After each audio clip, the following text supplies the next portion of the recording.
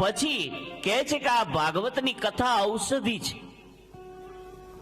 આપણને શરદી થાય તો દવા લઈ છે કે નથી લેતા? માથું દુખે ને સ્ટોપેક લઈ લે. તો આ તો ઔષધિ છે. કેવી ઔષધિ? જન્મ મરણના ફેડાને મટાડી દે. આ ઈ છે. જન્મ મરણના ફેરા મટાડી દે. અને અમુક માટે જે શંકાદિકોને જે થઈ ગયા ને એમના માટે તો આ કથા રસાયણ કીધી છે. ભાગવતને રસાયણ કીધી. રસાયણ એટલે રોગ થયો ન હોય. આપણે ઓલું કોરોના થયો એ પેલા બચવા માટે ગોળીઓ નહોતી આવતી કે આ ગોળીઓ લો એટલે કોરોના ન થાય. રોગ ન હોય પણ દવા લો ને એટલે રોગ થાય નહીં. એને રસાયણ કહેવાય. અને બીજું દવા બનાવવામાં જે ઉપયોગ થાય ને એને રસાયણ કહેવાય. ભાગવતની કથા રસાયણ છે. અને ભાગવતની કથા ભવરોગ મટાડનારી છે. એટલે કીધું કે આ કથા છે ને એ રસાયણ છે, આ રોગ મટાડનારી છે. અને જે અનાદિ મુક્તો એવા છે એના માટે તો આ કથા છે ને અમૃત છે.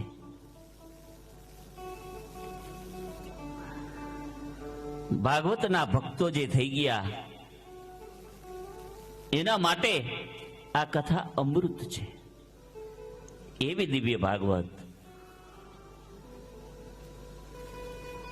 પરમાત્મા શ્રી કૃષ્ણને પ્રણામ કરી અને વ્યાસજીએ ભાગવતની શરૂઆત કરે છે. ભાગવતનો શ્લોક નથી, ઘણા ઋષિ મુનિઓએ કહેલો આ શ્લોક છે, પણ ભાગવતની શરૂઆત એના પરિચયથી થાય. સચ્ચિદાનંદ રૂપાય વિશ્વોત્પત્યાદિ હેતવે તાપત્રય વિનાશાય શ્રી કૃષ્ણં વયં નુમઃ. શ્રી કૃષ્ણાય વયં નુમઃ. આ શ્લોક બહુ નાનો છે પણ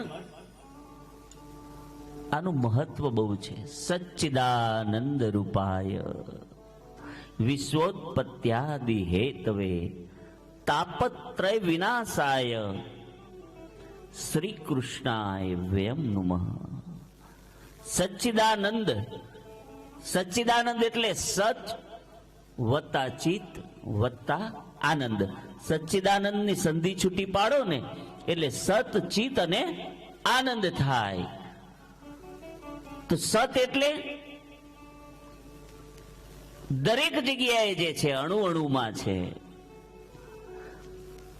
સત્ય એટલે ખાલી સાચું બોલવું એટલું નહીં. સત્ય મહાસત્યની વાત છે. પેલું પગથિયું ખરું, પણ આ એ પરમ સત્ય છે કે આ વિશ્વમાં કોઈ પણ જગ્યા એવી ખાલી નથી કે જ્યાં ઈશ્વર ન હોય.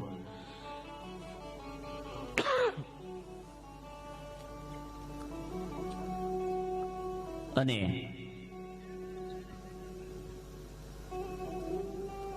પછી કહે છે ચિત્ત. ચિત્ત એટલે હૃદય. સત ચિત્ત, ચિત્ત એટલે હૃદય. અને આનંદ એટલે તો કૃષ્ણ છે જ, કારણ આનંદ એ જ કૃષ્ણ છે. અને સત ચિત્ત અને આનંદ જ્યારે ભગવાનની ગર્ભ સ્તુતિ કરી ને ત્યારે કહ્યું છે સત્ય સ્વરૂપની સ્તુતિ કરીએ છીએ.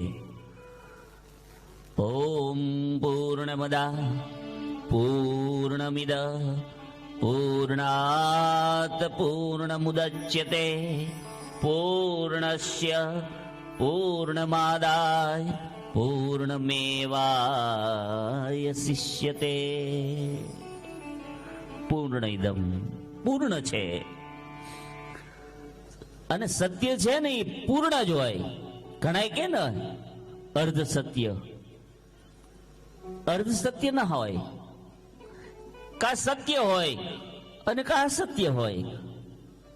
જેમ આપણે વિશ્વાસ અને પછી શું કહી છી? અંધવિશ્વાસ કહી છી ને. આંધળો ધૃતરાષ્ટ્ર હતો. વિશ્વાસ એટલે ભવાની શંકરો વંદને શ્રદ્ધા વિશ્વાસ રૂપિણમ. માં પાર્વતી અને ભગવાન શંકર,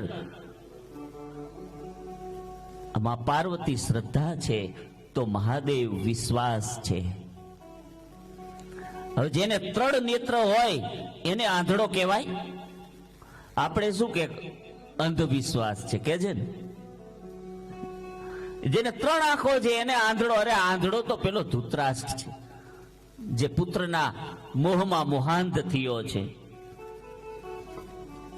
મહાદેવ તો ત્રણ નેત્ર વાળો છે. અને એટલે કહે છે ભવાની શંકરો વંદને શ્રદ્ધા વિશ્વાસ રૂપેણે. કોઈ કામ કરો ને તમને વિશ્વાસ ના હોય તો ચાલે?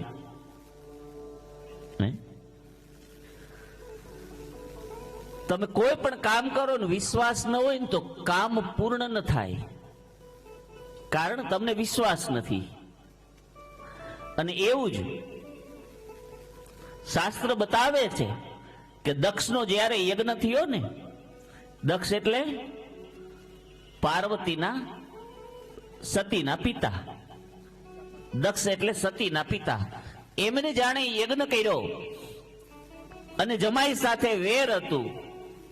એમને મહાદેવ નહોતા ગમતા, કારણ મહાન વિષ્ણુ ઉપાસક ભક્ત હતા. એટલે એને એક યજ્ઞ કર્યો અને યજ્ઞની અંદર સતી ગયા છે પણ મહાદેવ નથી ગયા, આમંત્રણ ન આપ્યું. એટલે તમને કોઈ પણ કાર્ય કરો એમાં શ્રદ્ધા હોય. સતી એટલે શ્રદ્ધા. પણ એ યજ્ઞમાં સતી ગયા અને મહાદેવ ન ગયા, યજ્ઞ પૂરો ન થયો. જેને કર્યું હતું ને એનું માથું વઢાઈ ગયું. અને જ્યારે મહાદેવને બોલાવ્યા અને મહાદેવ આયા ત્યારે કાર્ય પૂરું થયું. યજ્ઞ ત્યારે પૂરો થયો. એમ કોઈ પણ કાર્ય કરો, શ્રદ્ધા તો બરોબર છે કે શ્રદ્ધા છે ને તમે કામ કરો છો, પણ જો એ કામની અંદર વિશ્વાસ ન હોય ને તો કામ પૂરું ન થાય.